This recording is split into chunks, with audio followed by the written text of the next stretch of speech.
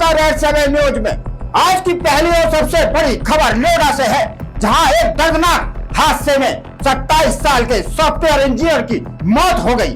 घने कोहरे के बीच उसकी कार सड़क से फिसलकर एक गहरे पानी से भरे गड्ढे में जा गिरी। युवक जिंदा था, कार की छत पर खड़ा होकर करीब 80 मिनट तक मदद के लिए चिल्लाता रहा। अपने पिता को फोन पर अपनी लोकेशन भेजता रहा, लेकिन मौके पर मौजूद पुलिस और रेस्क्यू टीमों के बावजूद उसे समय पर बाहर नहीं निकाला जा सका। खुले गड्ढे, टूटी दीवार और चेतावनी के अभाव ने इस हादसे को और भी गंभीर बना दिया है। सवाल यह है कि जब युवक जिंदा था तब उसे बचाया क्यों नहीं जा सका। आइए जानते हैं पूरी खबर। ग्रेटर नोएडा वेस्ट सेक्टर 150 के पास देर रात घना कोहरा छाया हुआ था। दृश्यता इतनी कम थी कि सड़क और आसपास का अंदाजा लगाना मुश्किल हो रहा था। उसी वक्त 27 साल का सॉफ्टवेयर इंजीनियर युवराज मेहता अपनी कार से घर लौट रहा था। उसे अंदाजा भी नहीं था कि घर से कुछ ही दूरी पर मौत उसका इंतजार कर रही है। सड़क के किनारे एक निर्माणाधीन साइट थी, जहां कई महीने पहले एक गहरा बेसमेंट खोदा गया था। बारिश और लापरवाही के कारण वह गड्ढा पानी से भर चुका था। उसकी सुरक्षा दीवार टूटी हुई थी, लेकिन न तो कोई बैरिकेड था, न चेतावनी बोर्ड। कोहरे में युवराज की कार अचानक संतुलन खो बैठी और सीधे उस गहरे पानी से भरे गड्ढे में जा गिरी। कार पूरी तरह से तुरंत नहीं डूबी। युवराज ने किसी तरह हिम्मत जुटाई। चारों तरफ अंधेरा, ठंडा पानी और घना कोहरा था। उसने अपने पिता को फोन किया। फोन पर उसकी आवाज कांप रही थी। उसने कहा, पापा मुझे बचा लो, मैं नहीं मरना चाहता। उसने लाइव लोकेशन भी भेजी। यही वो पल था जब उसके जीवन की आखिरी उम्मीद जिंदा थी। वह लगातार बचाओ बचाओ चिल्लाता रहा। अपने मोबाइल की टॉर्च जलाकर संकेत देता रहा कि कोई उसे देख ले। नीचे ठंडा पानी था, ऊपर कोहरा और चारों तरफ खामोशी। उसकी आवाज कभी तेज होती, कभी टूटती, लेकिन मदद नहीं पहुंच पाती। पुलिस, फायर ब्रिगेड, SDRF और बाद में NDRF की टीमें मौके पर पहुंची। करीब 70 से 80 लोग वहां मौजूद थे। सब युवराज को देख और सुन सकते थे, लेकिन कोई भी पानी में उतरने को तैयार नहीं था। वजह बताई गई कि पानी बहुत ठंडा है, अंदर लोहे के सरिये और मलबा हो सकता है, जिससे रेस्क्यू करने वालों की जान को खतरा है। रस्सियां डाली गईं, लाइट डाली गई, लेकिन निर्णायक कदम नहीं उठाया गया। इस बीच युवराज के पिता भी मौके पर पहुंच चुके थे। एक पिता अपने बेटे को आंखों के सामने तड़पते हुए देख रहा था और हाथ जोड़ कर अधिकारियों से कह रहा था कि किसी तरह उसके बेटे को बाहर निकाल लिया जाए। एक स्थानीय डिलीवरी बॉय ने हिम्मत दिखाई। उसने खुद की जान जोखिम में डालकर कमर में रस्सी बांधी और पानी में उतरने की कोशिश की। करीब आधे घंटे तक उसने प्रयास किया, लेकिन अंधेरा, गहराई और गंदे पानी की वजह से वह भी युवराज तक नहीं पहुंच सका।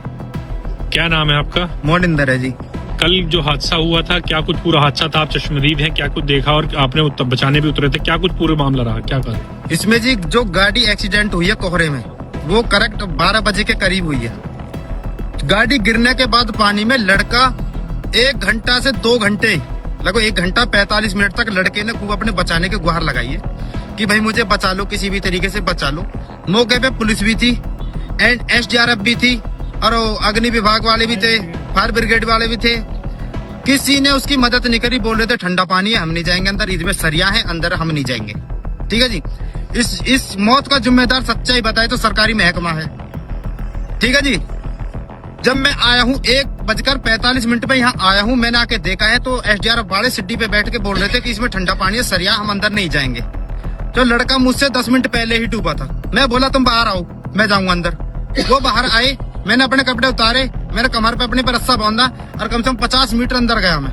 और कम से कम 30 मिनट मैंने वो लड़का ढूंढा अंदर इस पानी में। रात 1:45 बजे 30 मिनट तक मैंने वो लड़का ढूंढा। ना तो मुझे गाड़ी मिली, नहीं मुझे लड़का मिला। फिर ढूंढने के बाद मैं आ गया और आपके उसके बाद 5:30 बजे मैं यहाँ से गया हूँ। 5:30 बजे तक नहीं तो लड़का निकला था, न ही गाड़ी निकली थी। धीरे धीरे युवराज की आवाज कम होने लगी। जो इंसान 1.5 घंटे तक मदद के लिए चिल्लाता रहा, वो अचानक शांत हो गया। वो पल सबसे डरावना था। सुबह करीब 4 से 4:30 बजे के बीच, कई घंटे बाद, रेस्क्यू टीम ने युवराज का शव पानी से बाहर निकाला। अस्पताल ले जाया गया, लेकिन तब तक बहुत देर हो चुकी थी। इस हादसे के बाद सवालों की बाढ़ आ गई। अगर टूटी दीवार को समय पर ठीक किया गया होता, अगर चेतावनी बोर्ड लगाए गए होते, अगर सड़क पर रिफ्लेक्टर और लाइट होती, तो क्या युवराज की जान बच सकती थी? अगर रेस्क्यू ऑपरेशन में थोड़ी और हिम्मत और तैयारी होती, तो क्या वह 80 मिनट की जंग जीत सकता था? पुलिस ने मामला दर्ज किया है। थाना नॉलेज पार्क अंतर्गत ये घटना बहुत दुखद घटना घटित हुई है। अब लोग उनके परिवार के साथ खड़े हैं। इस घटना में सूचना मिलते ही स्थानीय पुलिस द्वारा फायर ब्रिगेड को जोड़कर तत्परता से उसको बचाने के लिए सारे उपक्रम सुनिश्चित किए गए हैं। इसके लिए जो लेडर है, फायर ब्रिगेड की लेडर, फायर ब्रिगेड की क्रेन, साथ ही साथ सर्च लाइट्स और मेकशिफ्ट बोट का उपयोग करते हुए उसको बचाने का प्रयास किए गए और फाइनल रेस्क्यू एसडीआरएफ को जोड़कर सुनिश्चित किया गया है। उस समय जीरो विजिबिलिटी थी। इस घटना के संबंध में जो पीड़ित है उनकी तरफ से, उनके परिवार की तरफ से दी गई तहरीर के आधार पर सुसंगत धाराओं में थाना नॉलेज पार्क में अभियोग पंजीकृत किया गया है। हादसे की जांच की जा रही है और जो भी इसमें दोषी पाया जाएगा उसके विरुद्ध कठोरतम कार्रवाई सुनिश्चित की। प्रशासन की भूमिका की जांच की जा रही है, लेकिन युवराज के परिवार के लिए ये सब सिर्फ कागजी कार्रवाई है। उनके लिए वो 80 मिनट एक ऐसी सजा बन गए जिसे वो जिंदगी भर नहीं भूल पाएंगे। मेरा बेटा तो बचाव के लिए संघर्ष कर रहा था और हमको बोल रहा था, रिपीटेडली बोल रहा था फोन पर जब भी बात हो रही थी कि पापा बचाओ, पापा बचाओ, हेल्प हेल्प भी चिल्ला रहा था ताकि कोई जनरल पब्लिक भी उसको मदद के लिए कुछ कर दे। लेकिन ज़्यादातर जो वहाँ भीड़ थी वो तमाशबीन थी और कुछ वीडियो बना रहे थे डांटने पर, तब वो लोग रुके और मेरे बच्चे की जान खामखा चली गई बिना कोई संसाधन उपयोग किए। सही समय पर उचित संसाधन उसको नहीं मिला सपोर्ट के लिए, उसका जीवन चला गया। उसने 2 घंटा संघर्ष किया जान बचाने के लिए खुद से। थोड़ा सा सपोर्ट मिलता तो वो बच सकता था। ये सब जानकारी कैसे प्राप्त हुई कि आप पहुंचे थे? क्या हम तो वहाँ प्रत्यक्षदर्शी थे, ऑन दी स्पॉट मैं वहाँ मौजूद था ना।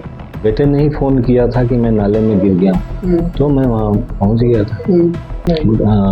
धुंध थी, क्लियर विजिबिलिटी वहाँ नहीं नजर आ रही थी, तो मैंने बेटे को बोला कि तुम हो कहाँ, तो उसने एग्जैक्ट लोकेशन बताया अपना मोबाइल का टॉर्च ऑन करके। फिर वहाँ से एक हल्की रोशनी पता चली कि कहाँ पर है वो। दूर से था, काफ़ी दूर चला गया था। तो वहाँ तक अगर जाता कोई गोताखोर या तैराक जाता और उसको रस्सी के सपोर्ट से ले आता तो मेरे बेटे की जान बच सकती थी। इस दर्दनाक हादसे ने एक बार फिर सवाल खड़े कर दिए हैं कि क्या हमारे शहरों में सुरक्षा इंतजाम सिर्फ कागजों तक सीमित है? एक युवक जो जिंदा था, जिसे बचाया जा सकता था, वो सिस्टम की दरों पर लापरवाही की भेंट चढ़ गया। अब देखना होगा कि जांच के बाद जिम्मेदार पर क्या कार्रवाई होती है या ये मामला फाइलों में दब कर रह जाएगा। नोएडा में इस वक्त की सबसे बड़ी खबर में बस इतना ही। आप देख रहे हैं रेड 7 न्यूज। जय हिंद, जय भारत, वंदे मातरम।